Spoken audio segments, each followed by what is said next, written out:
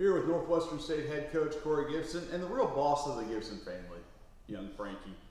Frankie won't be coaching or really doing a whole lot other than throwing the forks up Thursday night and Saturday here at home.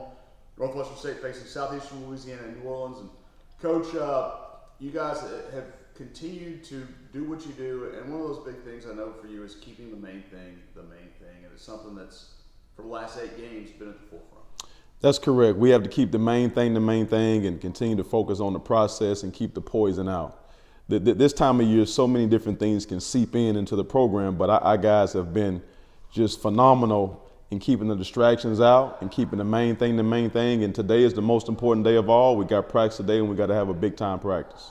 Another part of this team has really been the leadership of your tri-captains. And sometimes it's not necessarily Sharp saying something or Black saying something or Haney saying something. It's what they do and how they do it. Defense is something that I know is a key tenet of this program and of your coaching style. But it's not always the most visible thing. Yes. But Isaac Haney and the job he's done, certainly the last half of this winning streak, really throughout the year, but it seems to become more and more visible here later in the season. Just his improvement as a defender from the time you've seen him coming in last year to now has been like what? Yes, the best thing all 3 of those tri-captains do is lead by example. When you lead by example, it really maximizes the voice that you have. So they have a voice in the program because they're great leaders by example. In regards to Isaac Haney, he has really stepped up and said, you know what, this is my role in the program. I have to be a defensive stopper. I got to be a defensive juggernaut. And by him stepping up and taking the lead on that, it has taken some pressure off some other people. Now, as a team collectively, we have guys across the board that do a great job playing defense. But we're just grateful that Haney has risen as our defensive captain. Well, and that's one thing he mentioned. I think that kind of goes back to the mentality of this team. He said, yeah, I can't stop anybody without help from my guys. Mm-hmm. That's something I know you've reiterated, and it's taken hold. That's a sophomore who's got 60 games of college experience, understanding his role and the role of his teammates. One thing about defense is that as a coach, we can want guys to play it, we can emphasize it, we can instill it, but they have to have the mindset, they have to have the will, they have to have the want to. Because so often guys that play defense, they don't get any credit for it. It doesn't show up in the stat book, okay? They don't make the headlines of the paper. You don't read about them as much. And so you really have to have a mindset that I'm doing what's best for the team, even though I may not get any credit, right? But we have a group of guys that understands what that means in regards to being on championship road, that we might not always get credit for doing the dirty things and the nasty. Sounds like it's something that comes from personal experience back from your junior college coach? Absolutely. You know, Gene Best was all about that. He was all about postponing immediate gratification. You hear me say it all the time. We heard Coach Gene Best say that every day, that we had to postpone immediate gratification. And, you know, he wasn't talking about basketball philosophy.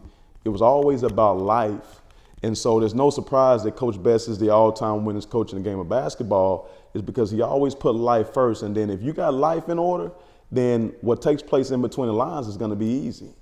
Hold on, stay right with that. Life in order is something that maybe when we're in good health we take for granted. I know you've got a guy on your staff, and Tony Holiday, who every day is kind of a reminder right now to attack, but also to sort of postpone that and just get through the moment. He's fighting cancer. It's going to be Fort Cancer Game this week. You know, there's something special to have him on staff, and to watch him fight has got to give this team even a little bit more inspiration or oomph when things get tough. Yes, Coach Tony Holiday is a warrior. He's never had a bad day in the program. I know in the early stages of the cancer, I know that internally he had some rough days. One time I had a person close to me tell me, he said I don't feel as good as I look.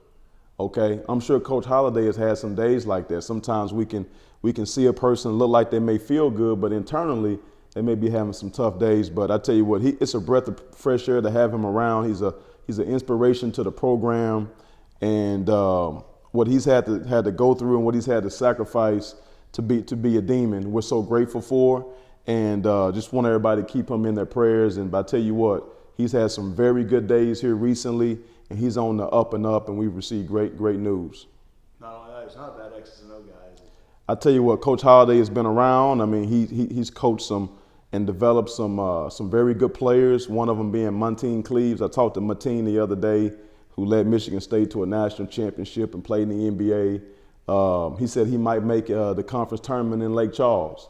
So it'd be good for Montine to bring some of that energy and electricity that he had when he led Michigan State to a national championship. All right, Coach. Well, sounds like you've got your own version of the Flintstones that Izzo had. So we'll see if that continues. Coach, thanks for your time. Hey, thank you so much.